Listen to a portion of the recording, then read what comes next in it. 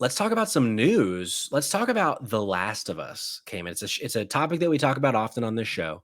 But this week, or actually, this was technically last week, The Last of Us Part 2 was in the news, came in. And it was in the news because it's being remastered for the PlayStation 5.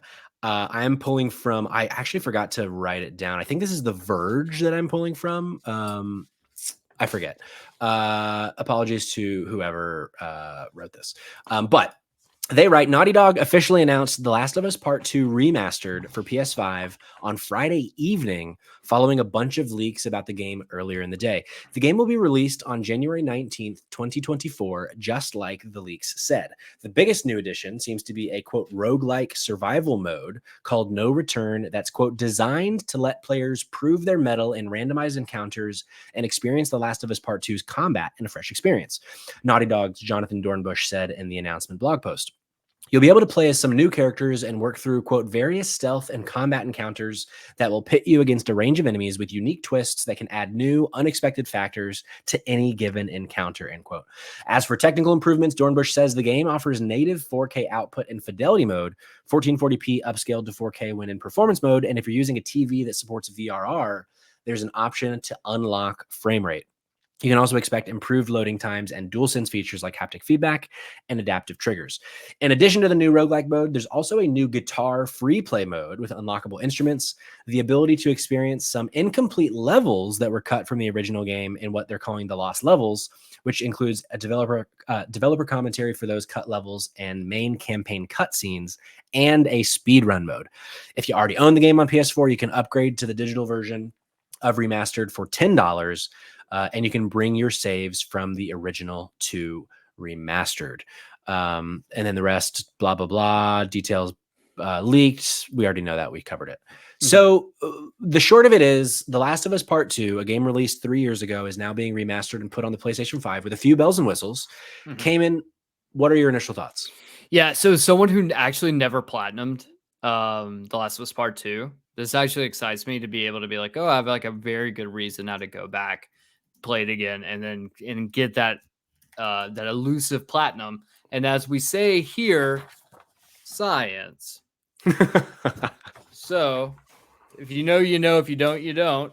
But yeah, no, I think it's exciting. There is definitely a moment where I think we all have this like laugh of like, oh, they're remastering The Last of Us again. This is like what, the fourth time. Let's see. There's the 1, 2, 3, third time a Last of Us game has been remastered. There was the PlayStation 4 remaster of Last of Us Part 1. Then there was the whole remake of The Last of Us Part 1. Yeah, I guess we could say they've remastered it twice now, but they've remade it. I think it's one of those things where yeah, people, I don't know. You're going to have people who are going to be like, what the fuck, Sony? Stop remastering the same fucking game. $10 though, to upgrade from 1 to 2, I think is a really good move on their part. I think that wins a little goodwill.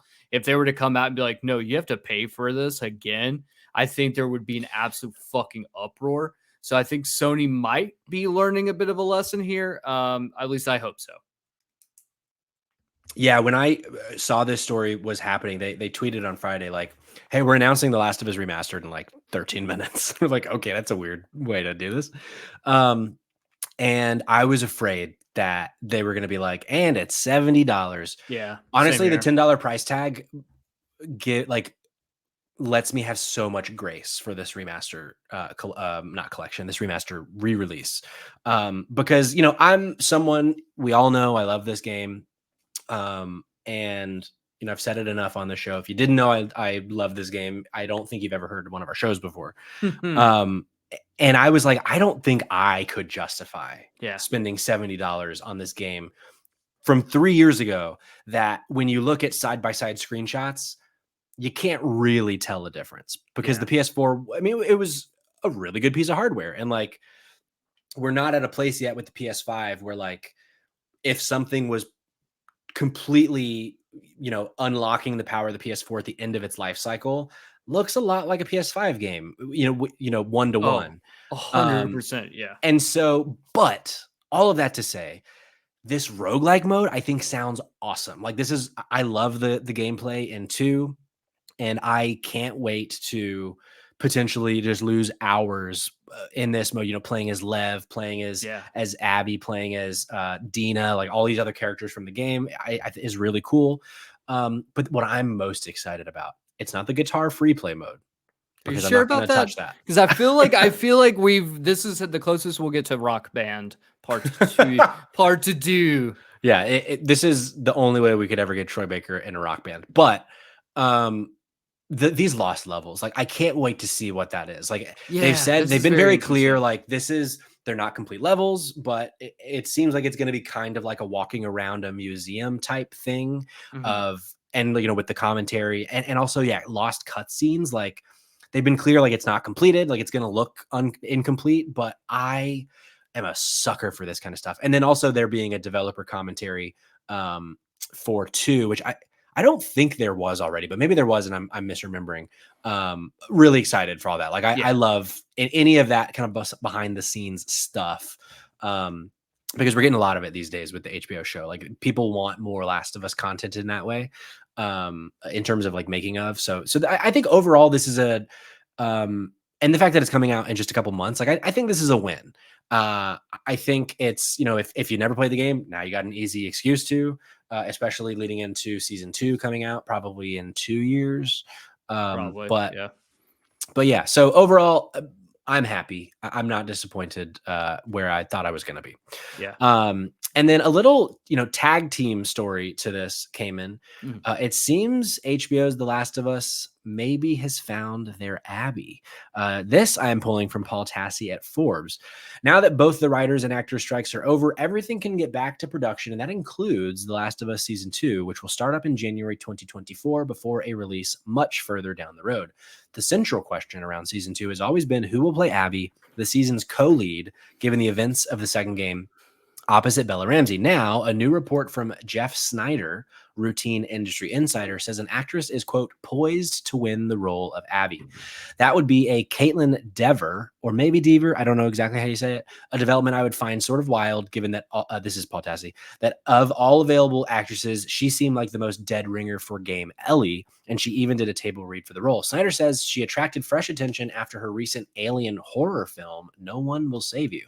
So It's a what is the really good argument? fucking movie. I can't wait to watch it It's now. I really didn't know good. it existed. Yeah. So what's the argument for Devers casting outside of this report? She has a similar complexion to Abby. She's one of the few dozen people co-showrunner Craig Mazin follows on Instagram. Interesting little nugget there.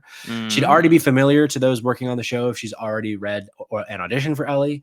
She's 26 but looks younger, and Abby is supposed to be in her early 20s. And while she does not have Abby's size, she and everyone, he says, is bigger than Bella Ramsey, who is tiny, which is funny.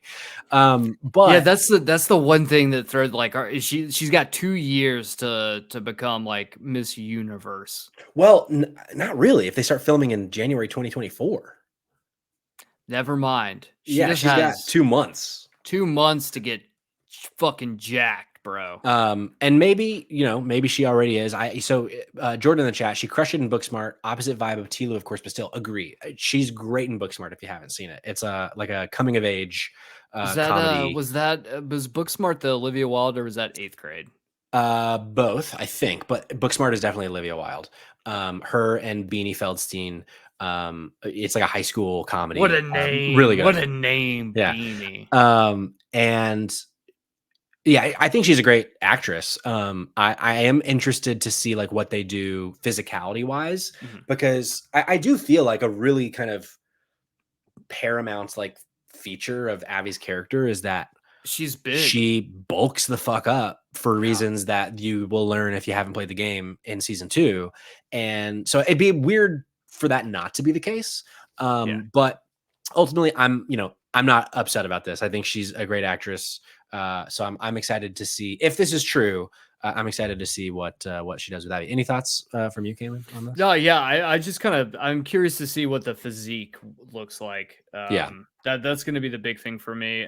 But yeah, I think she looks like Abby, which is I think the cool weirder part. Yeah. But So yeah, let us know what you think about both The Last of Us Part 2 being remastered and Abby potentially being Caitlin Dever. or Deaver, however you say it. Let me know how you say her name too in the comments if you know how. Or I could just fucking look it up. I could do my research. Fuck You that. could. I could, or I could just go play Alan Wake 2 again. Okay.